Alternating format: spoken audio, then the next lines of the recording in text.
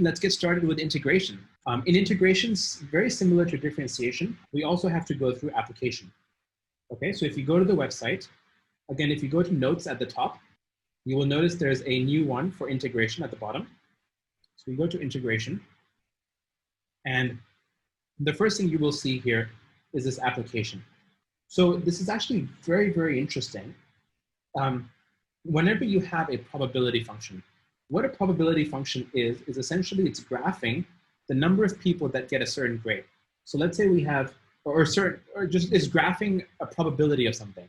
So for example, let's say between the grades of 0 and 100%, okay? Most likely the grade distribution looks like this, which means that very few people get 90% plus, right? Very few people get 5% less than 5%, right? Most people fall in this middle range here. So about 50% of the class gets a grade that is between about 25% and 75%, right? That's what a probability function is. And this is used extensively because how do you find out the number of people in this area? Well, this is just a simple integration. You integrate this curve from this point to this point, and then you know the number of people in this area, right? So this concept is used so much in so many places. Like these are all the graphs that you can draw, but this concept is used in physics, in economics, in chemistry. It's used everywhere. And in school, actually, I did a class in physics. It was called Physics 3. Physics 3 was talked about, we had to calculate the probability that if you have a wall and you fire an electron onto this wall, what's the probability that it goes through the wall, all right? And turns out the probability is not 0. Turns out in that class, there is math where you do an integration between here and the electron comes out of the other side of the wall. Like that class just blew my mind. But anyway, so for cool stuff like this, integration is very important. So what we're gonna go through today is three pieces. First, we will focus on the theory that you need to memorize. So that's this piece here, the theory. That's all the things you need to memorize and have in your pure notes. Then we're going to go through some basic algebra questions and then some more definite integral questions, all right?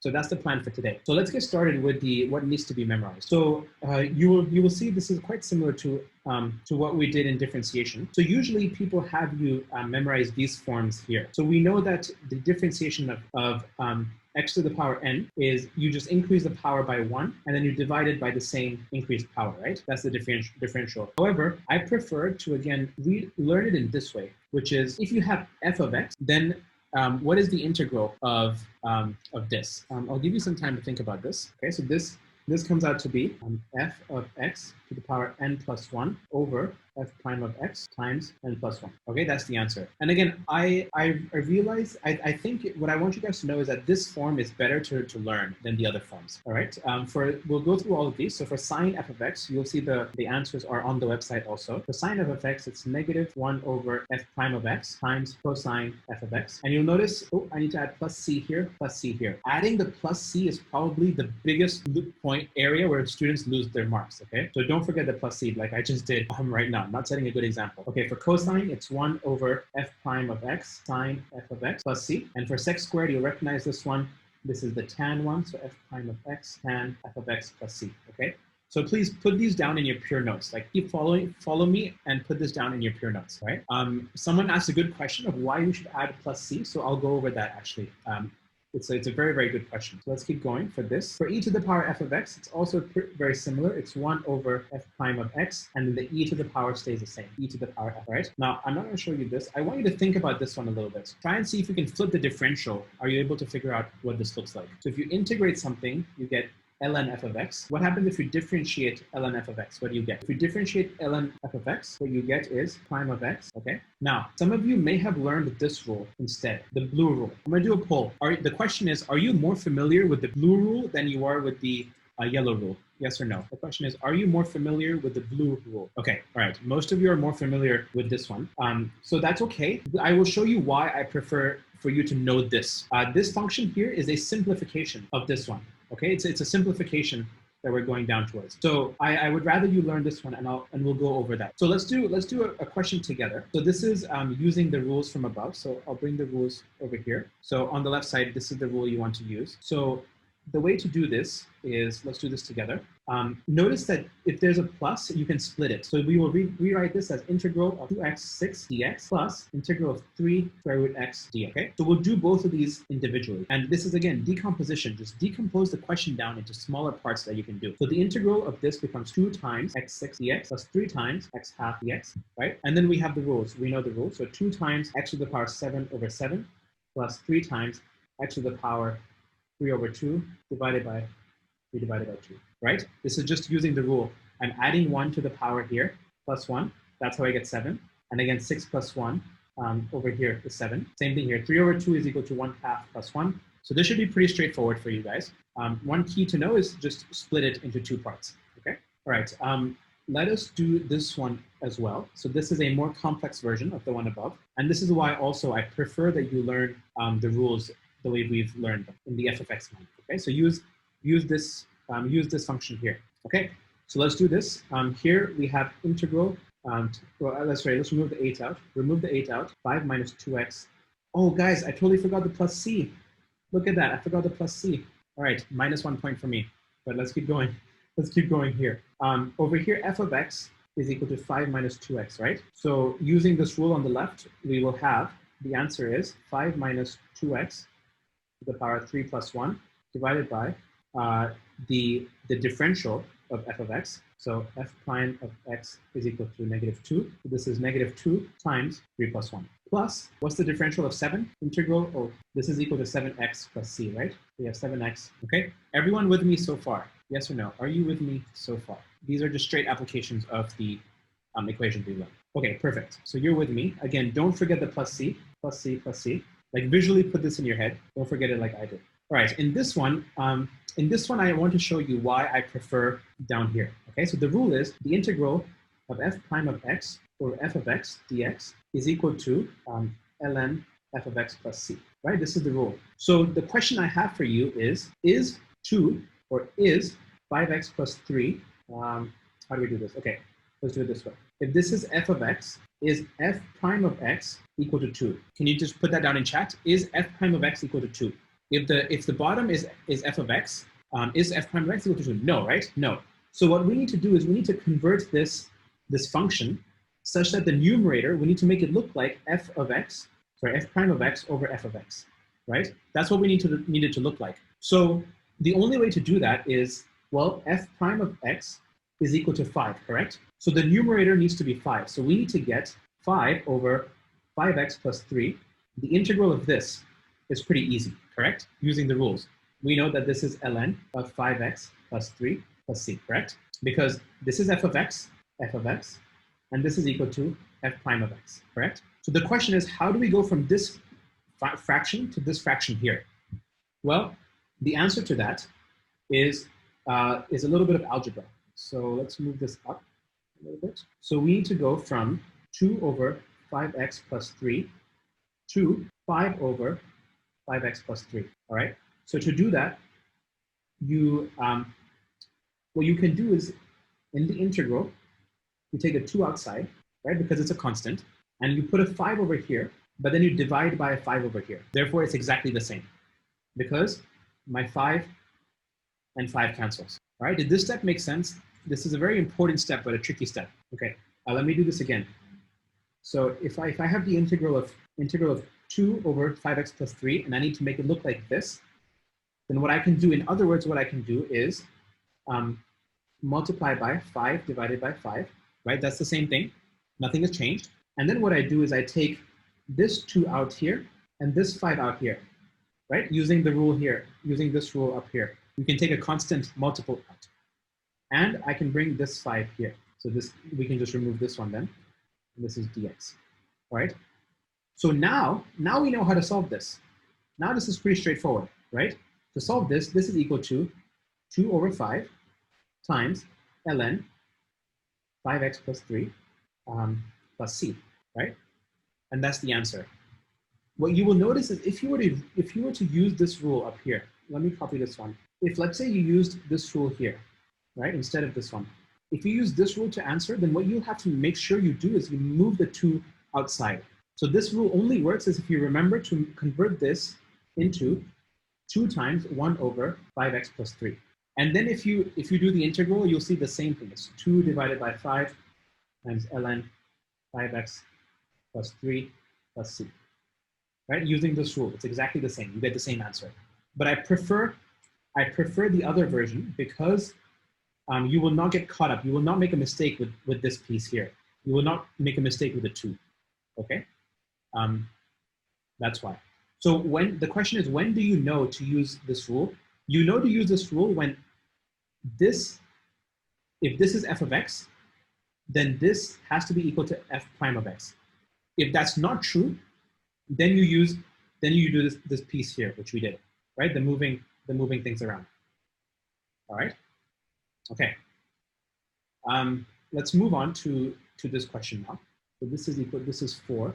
And notice I did not forget the plus c this time. So let's just do this one together actually. Let's use the sine functions. So we know this is equal to f of x. Therefore, using the sine function here, we have negative 1 over negative 4 times cosine of this term here, 2 minus 4x, right?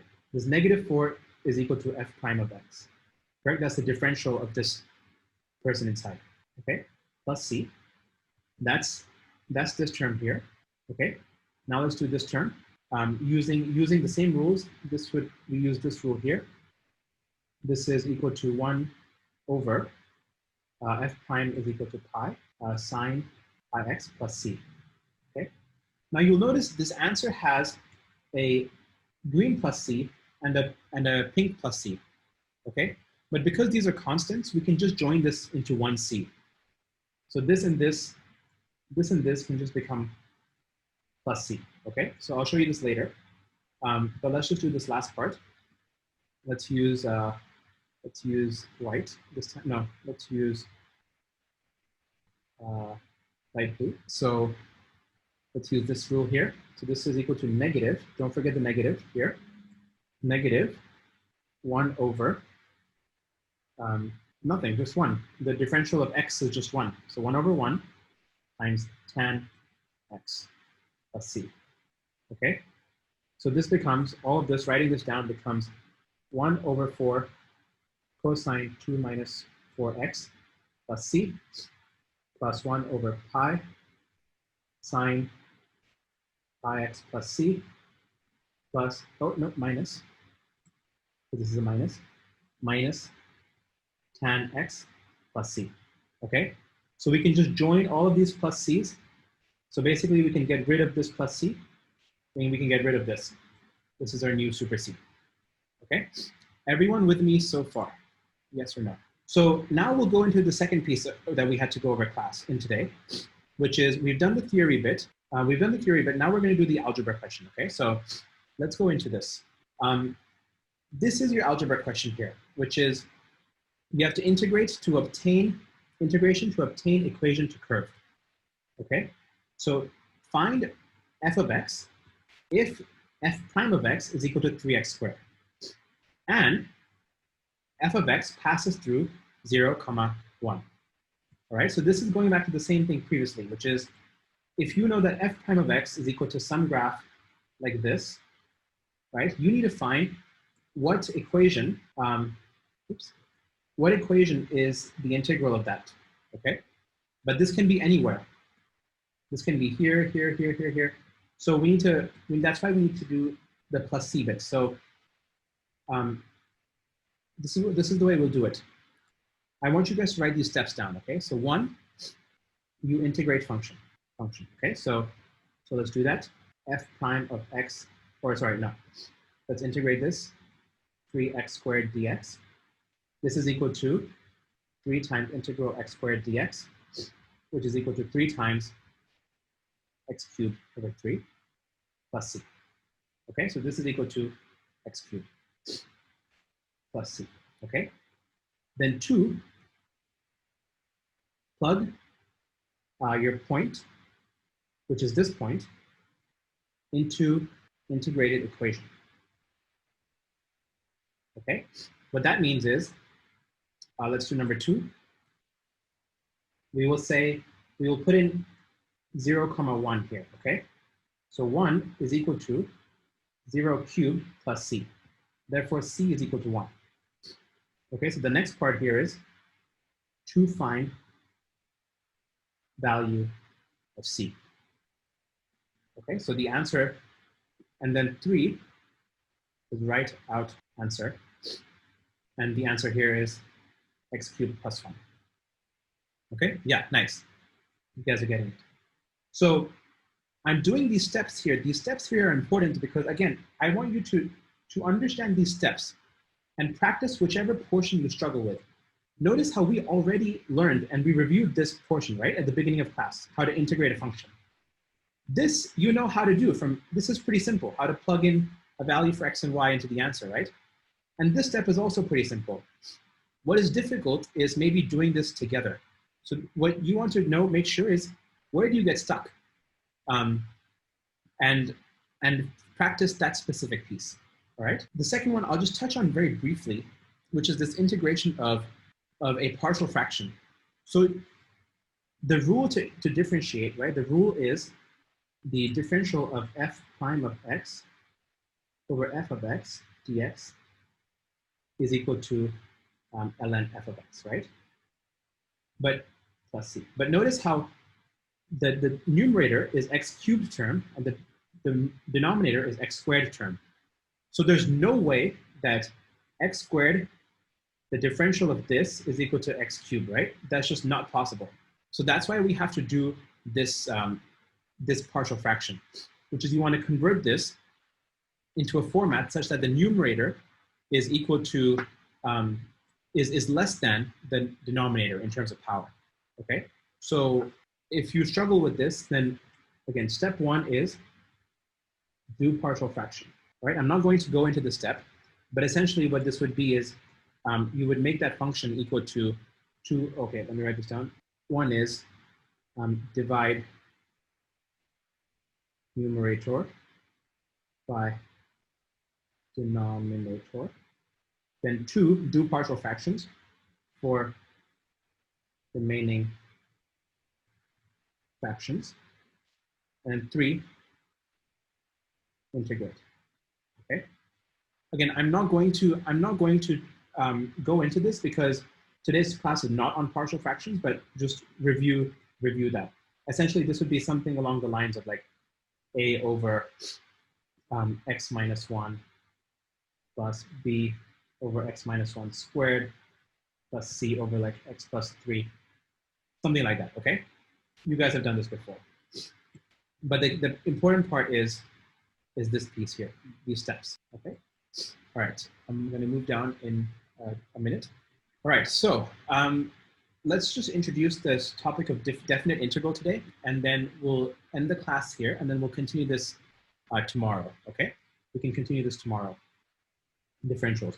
So what this is saying is, if I have a graph of x squared, okay, I want to differentiate, or sorry, I want to integrate from 0 to 10, meaning from this point, so let's say this point is 10 to here, right? And remember, integrating is finding the area under the curve. So by definite integration, the definite part means the answer is a number, right? Number meaning, what is the area between this curve and the x-axis? What is this area here? This is a number. Notice how the answers previously, the answer for example, this question here was a function, right? The answer here was x cubed plus 1. This is a function. That's why this is not a definite integral. But here at definite integral, the answer is a number. That's why it's definite, okay?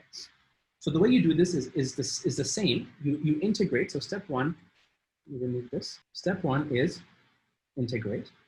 Okay, so here we know that the integral is going to equal to x cubed over 3, right?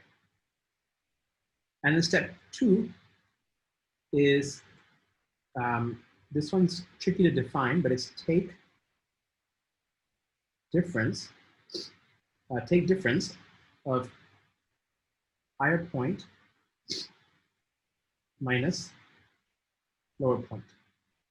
Okay, so algebraically what this looks like is you do x cubed over 3, and you put this square bracket, and you say from 0 to 10. Okay, so these numbers here show up here. And what this means is this is equal to x cubed over 3 when x is equal to 10 minus x cubed over 3 when x is equal to 0. Right, so you want to put 10 into here and 0 into here. And notice the 10 is first. So the upper number is first. So upper is first and lower is second. Okay, so therefore this becomes 10 cubed over 3 minus 0. So this is equal to 333.33, right? Everyone with me so far, yes or no? Okay, all right. If you're not, then we can review this together later on, okay? So just, we went through a lot today. We'll actually do the remaining portions tomorrow, which is how to find area between two curves and how to find area between two curves when the curve passes the x-axis. Okay, these ones are a little tricky. So we'll do this one tomorrow. I have a couple more questions for you. But today, I just want to quickly just review what we've been through because it's quite a bit, all right? So let's start from the top. This generalized form is very important. I would like you to memorize this generalized form, okay? Then, once you memorize this generalized form, notice the difference between these two functions. Do you see how now this is a simplified version, right? This is simplified. This is basically when f prime of x is equal to 1. Then both of these are the same, okay? So I prefer that you learn this format here. It will be easier. If not, if blue makes more sense to you, that's perfectly fine. Use blue, but make sure you remember that this is 1, okay? It's very important that you remember that the numerator is 1 in this case. So if they give you a question where this is, let's say 10, right? Then remember to take the 10 outside so that you can still have this 1 inside, okay? That's the second big thing for today. And again, these rules are on the website for you to write down. Third thing is, remember to split up a integration into two pieces. Fourth thing is, always, always, always remember plus C. Just remember this whole plus C business, all right? If you go into the test and forget plus C, then you and I are gonna have a conversation. Good, okay. Then this piece here, oh no, we've done this is pretty simple. Yeah, this piece again, remember, you have to convert this to a 1. So this has to come outside, and then this is equal to 1, okay? If you want to use this rule. Otherwise, you multiply by 5 divided by 5 to make the numerator equal to f prime of x, all right? This is pretty simple. Again, just break it up into smaller pieces. And for a question type, the plus C is important because this question only makes sense with plus C. So remember these 3 steps, 1, 2, 3. Okay, these 3 steps individually are pretty simple. And then for partial fraction, it's these 3 steps. Remember, write down these 3 steps. And then for definite integral, just understand that it's definite because there's a number. The answer here is a number, okay? So this is the basics. Today was the basics. Tomorrow we're gonna go over the more complicated stuff. So if you struggled today, then just review these notes. The notes are on the website, just review them, go through them once so that you understand, because tomorrow we're going to apply them to a lot more complicated functions.